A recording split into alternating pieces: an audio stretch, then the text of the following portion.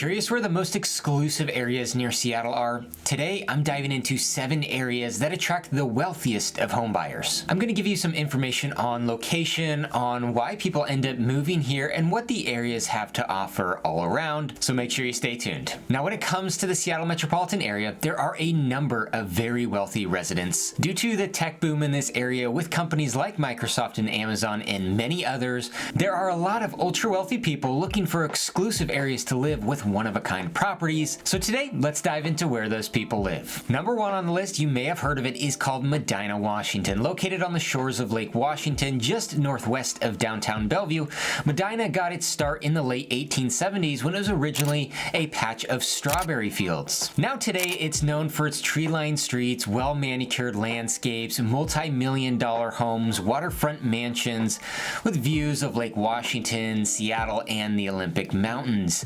Now, Medina is a bit of an exclusive community where, of course, the most wealthy of the wealthy typically live. People like Bill Gates and formerly Jeff Bezos, 2 of the wealthiest in the world, own homes here. Medina has about 3,000 residents and really focuses on having a strong sense of security. It's also located in an area with some of the best schools in the state, right here in the Bellevue School District. Now, the city enforces strict zoning laws and regulations to maintain its exclusivity and its aesthetic appeal. Now, here in Medina, as I mentioned, you've got breathtaking views of Lake Washington, of Seattle, of the Olympic Mountains.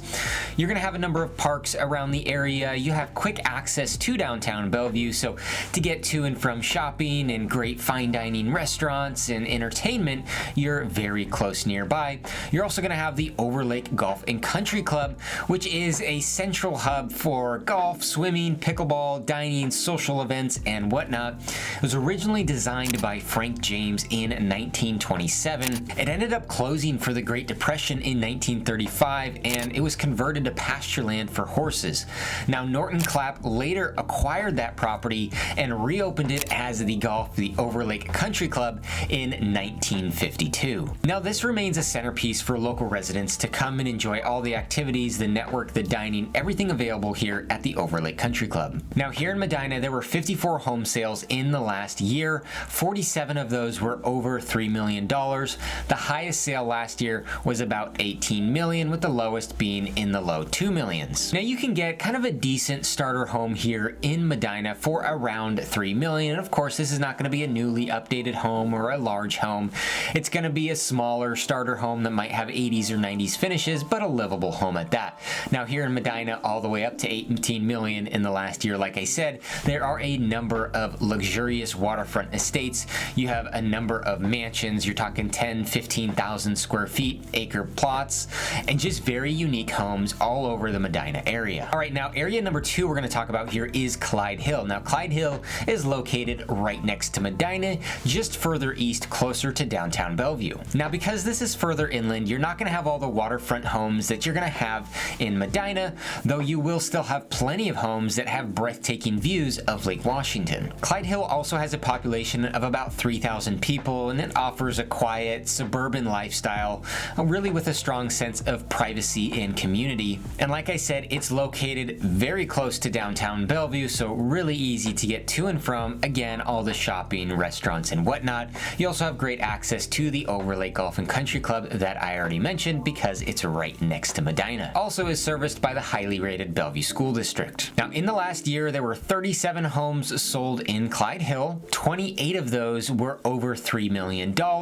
and those prices ranged last year from $2.3 million on the low end to $12 million for its highest sale last year. All these homes are going to vary quite a bit in terms of the year of original construction, starting in the late 1940s and early 1950s for the most part, up into new construction. There's a lot of homes, older homes that are bought up by developers and torn down, where they build, of course, multi-million-dollar luxury homes. So again, there are a lot of unique options that you can find here in Clyde Hill. All right, areas number 3 and 4 I'm going to talk about a little bit together here are both Yarrow Point and Hunts Point.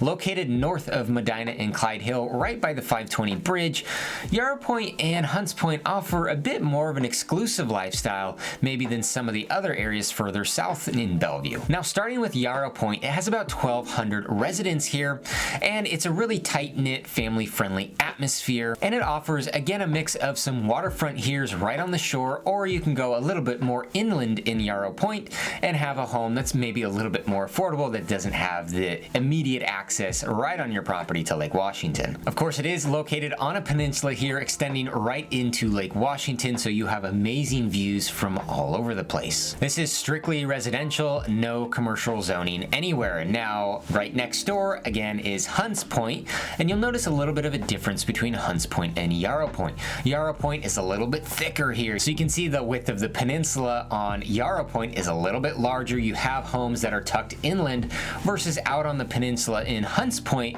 All of these homes are waterfront estates. Now, you do have homes here at the base of Hunts Point that will not be waterfront estates, that will provide a little bit more affordable opportunities rather than going out towards the tip of the peninsula. Now, Hunts Point is one of the most private and elite communities in the Seattle Bellevue area as a whole. There's about 400 residents here. Again, here, no commercial zoning, it's all residential, and of course here you're still close to Bellevue, so easy access to everything in the downtown Bellevue area. You're also located right next to the 520 bridge, so getting from Hunts Point or Yarrow Point over to Seattle is pretty easy. Now, both Hunts Point and Yarrow Point had a total of 11 homes sold in each location over the last year. In Yarrow Point, 9 of those were over $3 million, with a range from $2.6 to $12.5 million.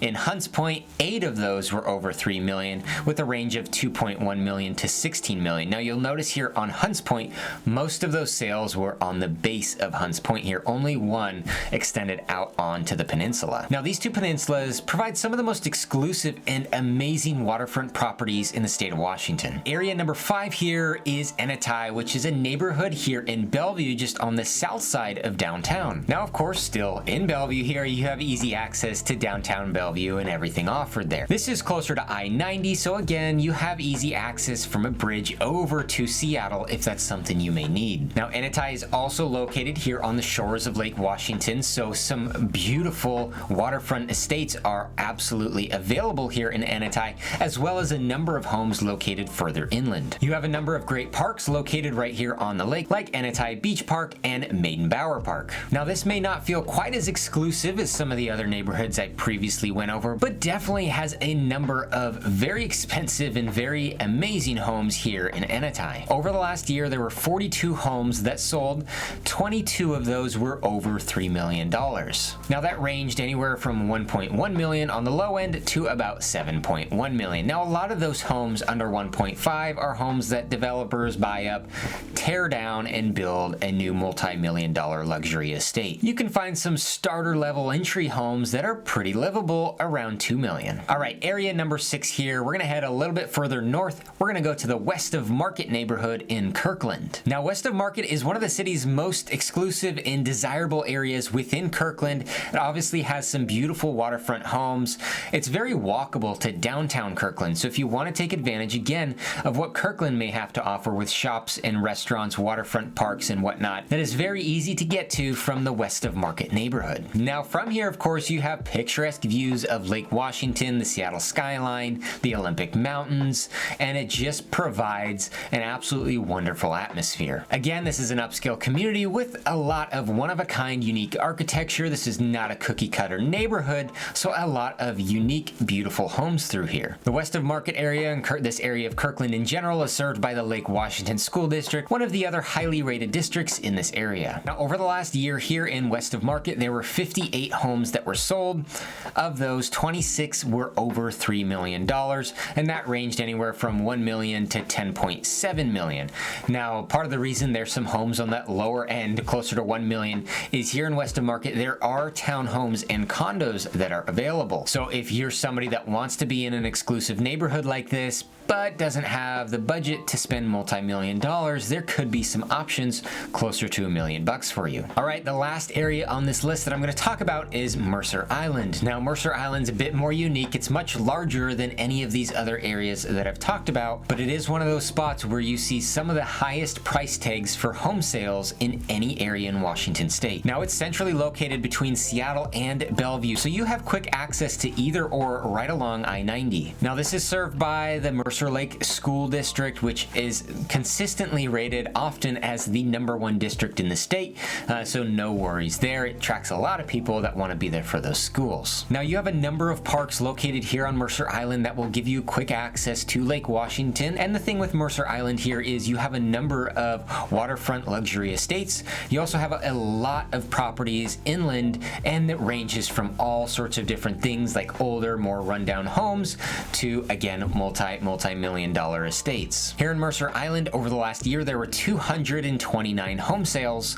Of those, 79 were over $3 million. That ranged anywhere from $1.2 million to $28 million. Now, these homes will range anywhere from the early 1900s to brand new construction. And like I said, there's a lot of builders going in here, purchasing up these older, cheaper, smaller homes and building multi-million dollar properties. Now, you're also going to have some condos here on Mercer Island too, and those can range anywhere from $400,000 to $700,000 or $800,000. So if you need a more affordable price point and you want to be here on Mercer Island, there are some alternative options. All right, well, these are the main areas that we see some of the highest price home sales here in the Seattle metropolitan area in general. As you can probably tell, all of these are located on the east side and Mercer Island. And you'll notice that trend of those that are the ultra wealthiest buyers often prefer to be on the east side, east of Lake Washington, and not necessarily in Seattle. Now, there are some amazing neighborhoods in Seattle, but we see a higher density of those ultra wealthy properties being scooped up in these east side areas. As always, I'm Bryce Greenleaf, a local real estate broker here in the greater Seattle area. If you're somebody that's looking to buy a home in one of these areas or any area in the greater Seattle metropolitan area, feel free to reach out to me. Always happy to help.